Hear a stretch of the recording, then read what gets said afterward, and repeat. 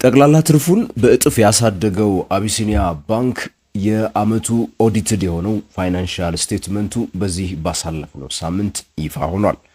በዛሬው የንጋት ፖስት የባንኮች የፋይናንሻል ኦዲት ሪፖርት የምንመለከተው የአቢሲኒያ ባንክን ነው የሚሆነው። ኦፕሬሽናሊ ፋይናንሻሊ እንዴት ነበሩ፣ ዲቪደንድ ምን ያህል ከፈሉ የሚሉትን ነገሮች አንድ በአንድ በዛሬው ቪዲዮ እናወራለን። ይህ ንጋት ፖስት ነው። ፋይናንስ፣ ቢዝነስ፣ ካፒታል ማርኬት እናወራለን። ቻናሉን አዲስ ከሆናችሁ ታዲያ ሰብስክራይብ በሉ፣ ከኢትዮጵያ ውጭ ካላችሁ ጆይን በሉ እያልኩኝ በዚሁ ወደ ዛሬ ቪዲዮ የምገባው የአቢሲኒያ ባንክ ባለ አክሲዮኖች ለመሆኑ የትርፍ ክፍፍል ስንት ደረሳችሁ? በአንድ አክሲዮን የምትለዋን ምን ወሰናችሁ? በስብሰባው ላይ ከነበራችሁ ንገሩን እያልኩኝ በዚህ ወደ ዛሬው ቪዲዮ የምገባ ነው የሚሆነው።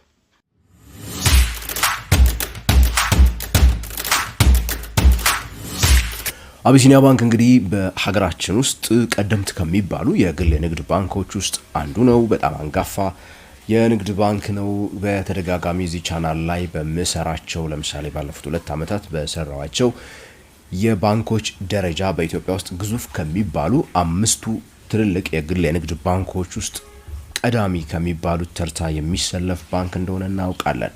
በዚህ መሰረት ለመሆኑ በዚህ ባሳለፍነው ዓመት ከስራ አንጻር ኦፕሬሽናሊ እንዴት ነበረ ካልን የኦዲትድ ፋይናንሻል ስቴትመንቱ እንደሚያሳየው ከሆነ እንግዲህ በምንጀምረው በአንደኝነት ከቁጠባ አንጻር ነው። በቁጠባ አንጻር ስንመለከት እንግዲህ አቢሲኒያ ባንክ ቁጠባውን በ50 ቢሊዮን ብር ነው በአንድ ዓመት ውስጥ ያሳደገው። ያ ማለት እንግዲህ ከሰኔ 2024 እንደ ፈረንጆቹ አቆጣጠር እስከ ሰኔ 2025 በጎርጎሮሳውያኑ ዘመን አቆጣጠር ድረስ 50 ቢሊዮን ብር ቁጠባን ጨምሯል። 192 ከነበረበት 243 ቢሊዮን ብር አድርሶታል። ይህም የ26 በመቶ ጭማሬ ነው።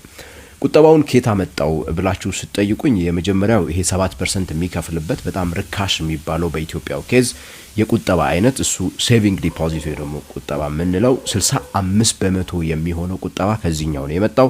ዲማንድ ዲፖዚት የሚባለው 14 በመቶ፣ ከወለድ ነፃ የባንክ አገልግሎቱ 12 በመቶ፣ ስለ 243 ቢሊዮን ነው ያወራው ያለሁት። ፊክስድ ታይም ዲፖዚቱ ደግሞ 7.8 በመቶ ነው ማለት ነው። እነዚህን ቁጥሮች በምትመለከቷቸው ሰዓት እንግዲህ የሚነግሯችሁ ነገሮች አሉ።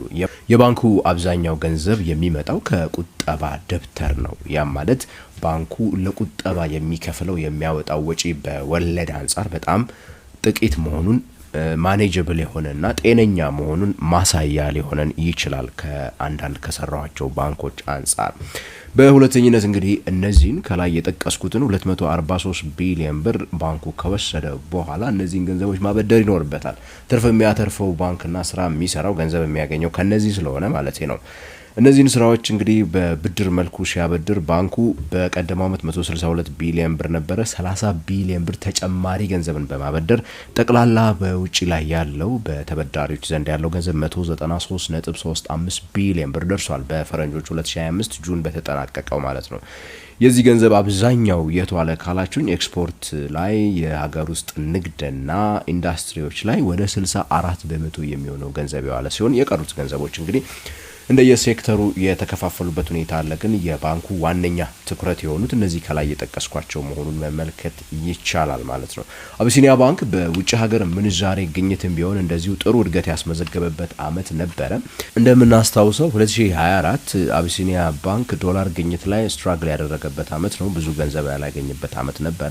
ይሁንና ጥሩ ነበረ። በዚህኛው አመት ግን 56 በመቶ እድገትን በማሳየት ከውጭ ምንዛሬ አንጻር በአጠቃላይ ወደ 663 ሚሊዮን የአሜሪካ ዶላር ማሰባሰብ ችሏል። የደንበኞቹን ገንዘብ ከኤክስፖርት ከሬሚተንስ በተለያየ መልኩ ለማለት ነው። እነዚህ ከላይ የጠቀስኳቸው እንግዲህ የየዕለቱ ስራዎቹን ስንመለከት ያሉ ቁጥሮች ናቸው።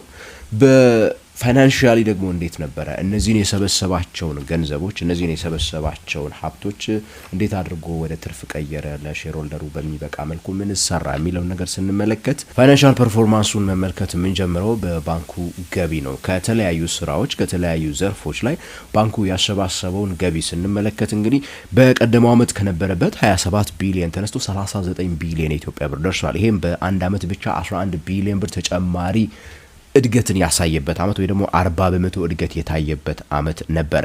እነዚህን ገንዘቦች ከየት ነው ያገኛቸው? ምንጫቸው የት ነው ብላችሁ ከጠይቃችሁኝ 83.7% የሚሆነው የዚህ የ39 ቢሊዮን ብሩ ማለት ነው ገቢ የመጣው ወለድ ነው። ለደንበኞች አበድሮ ከሰበሰበው ወለድ ሲሆን ለተለያዩ ሰርቪሶች ኤቲኤም፣ ሞባይል ባንኪንግ የመሳሰሉት 8%፣ ሌሎች ገቢዎች ደግሞ አሉት። የቀሩትን ፓርት ይወስዳሉ ወደ 9% የምትሆነዋል ማለት ነው። ታዲያ የአቢሲኒያ ባንክን የገቢ ምንጭ በቁጥር ደረጃ በምንመለከትበት ሰዓት በዓለም አቀፍ የባንኪንግ ስታንዳርድ ሜቢ አስኪ የሚባለውና ጤነኛ የማይባለው ነው። ለምን መሰላችሁ ይሄን ያልኳችሁ? 83% ብድር ላይ ብቻ ያተኮረ ወይ ደግሞ ለደንበኞቹ ያበደረው ብድር ላይ ብቻ የሚሰበስበው ገንዘብ ነው ባንኩን በከፍተኛ ሁኔታ ገንዘብ እያስገኘለት ያለው ማለት ነው። ከተለያዩ ሰርቪስ ቻርጆች ከኮሚሽኖች የሚያገኘው ገቢ ምጣኔውን ስንመለከተው 83 ለ8 ይሄ ጤነኛ አይደለም። በሌላው ዓለም ላይ ኢንትረስት ገቢና ወይ ደግሞ ከወለድ የምናገኘው ገንዘብን አብዛኛዎቹ ባንኮች ማለት ነው ከወለድ የሚያገኙትና ወለድ ካልሆነ ኮሚሽኖች፣ ክፍያዎች ከመሳሰሉት የሚያገኙት ገንዘብ ኦልሞስት 50-50 40-60 ካይንድ ኦፍ ምጣኔዎች አሏቸውና ይሄም ደግሞ የሆነ ነገር እንዲያው ገበያው ላይ ቢመጣ ይሄ የ83% ገቢው ሊጎዳ የሚችልበት እድሉ በጣም ሰፊ ነው ማለት ነው። ሀገር ውስጥ አለመረጋጋት ቢከሰት ማክሮ ኢኮኖሚው ላይ የሆነ መቃወስ ቢመጣና ብር መግዛት አቅሙ ተዳክሞ ገበያ ላይ የሆነ ነገር ቢከሰት ይሄንን ገንዘብ በፍጹም ማግኘት የማይችልበት እድል ስለሚፈጠር ዳይቨርሲፋይ ማድረግ መቻል አለባቸው ይባላል። ባንኮች ያንን ምጣኔያቸውን ማስተካከል አለባቸው። ከወጪ አንጻር እንዲሁ ጭማሪ የታየበት አመት ነው። ተመሳሳይ በምንለው መልኩ ባይሆንም የግማሽ አይነት ጭማሪ መመልከት ትችላላችሁ። ወጪ ብቻ 6.5 ቢሊዮን ብር ወይ ደግሞ 25% ጨምሯል። ከነበረበት 22 ቢሊዮን ብር ተነስቶ ነው 28 ቢሊዮን ብር የደረሰው በ2025 የባንኮቹ የበጀት አመት ማለት ነው። ከዚህ ውስጥ አብዛኛው ወጪ ወይ ደግሞ 35% የሚሆነው ወጪ የወጣው እንግዲህ እንዲሁ ደግሞ ቅድም የነገርኳችሁን ብዙ ገንዘብ ወደ 60% የሚሆነውን አምጥተው ይቆጥባሉ ደንበኞች። እንዳልኩት እንደኔና እናንተ ላሉት ኢንተረስት ኤክስፔንስ የተከፈሉ ናቸው በወለድ መልኩ። 33% ከዚህ ከላይ ካለው ተቀራራቢው ደግሞ ለሰራተኞች ደሞዝ ጥቅማ ጥቅምን የተከፈሉ ሲሆን ሌሎች ወጪዎች 21%፣ እንዲሁም ደግሞ ከፍተኛ ሆኖ ያገኘሁት 9% የሚሆን ወጪ ለተበላሹ ብድሮች እንደ መተኪያ እንደ መጠባበቂያ ግዴታ ማስገባት ስላለበት ባንኩ ይህን ከፍተኛ ገንዘብም እንዳወጣ ልንመለከት ችለናል ማለት ነው።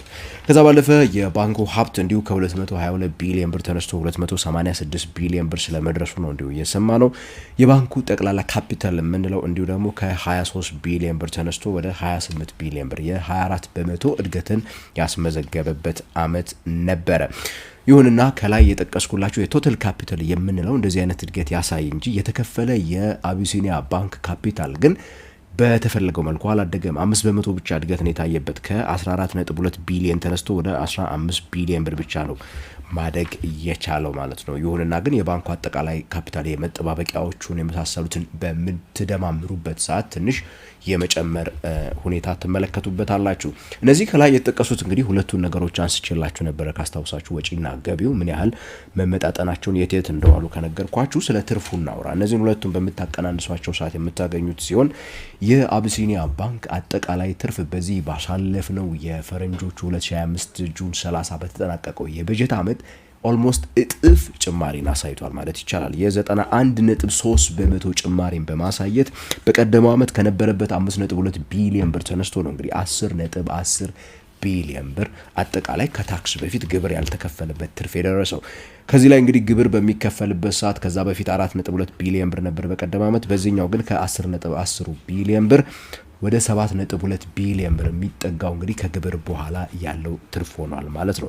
በዚህም የባንኩ አንድ አክሲዮን ባለ 1000 ብር አክሲዮን ማለት ነው በአመቱ ያስገኘው ትርፍ 50% ደርሷል። ቀድሞ ከነበረበት 33% እንዲሁ እድገት የታየበት አመት ነበር ማለት ነው። ስለዚህ አንድ የአቢሲኒያ ባንክ ባለ አክሲዮን እንግዲህ 3% ከነበረው ወደ 55% ወይ ደግሞ ወደ 50% ትርፉን ማሳደግ ችሏል ማለት ነው። በዚህ ባሳለፍነው አመት ባንኩ እንደዚሁ ከላይ ከነገርኳችሁ ባለፈ የተጣራ ትርፉ ከታክስ በኋላ 7.2 ቢሊዮን ደርሷል ብያችኋለሁ።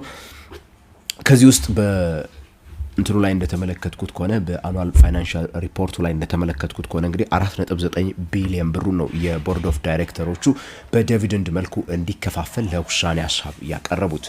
የባንኩ ባለ አክሲዮኖች ይህን የተጠቀሰውን 4.9 ቢሊዮን ብር ተስማምታችሁ አጸደቃችሁትና እንከፋፈላለችሁ ወይስ ወደ ሪቴይንድ ኤርኒንግ ሄዶ ባንኩን ያጎልብት ያጠንክር የሚል ነገር ወሰናችሁ? ስንት ብርስ ታዲያ ከተከፋፈላችሁ ደረሳችሁ? ካልደረሳችሁ ደግሞ ምን ያህሉን መርሳችሁ ሪካፒታላይዝ አረጋችሁ? እነዚህ ነገሮች የአቢሲኒያ ባንክ ባለ አክሲዮኖች ከሆናችሁ ንገሩን። በዛሬው ቪዲዮ ላይ ጥያቄ አስተያየት ካላችሁ ኮሜንት ሴክሽን ላይ መጻፍ እንዳትረሱ እያልኩኝ በቀጣይ በሌላ የባንክ ሪቪው እስከምንገናኝ ድረስ ታዲያ የምሰናበታችሁ ከንቃት ፖስት እኔ ከሜብራን ነኝ።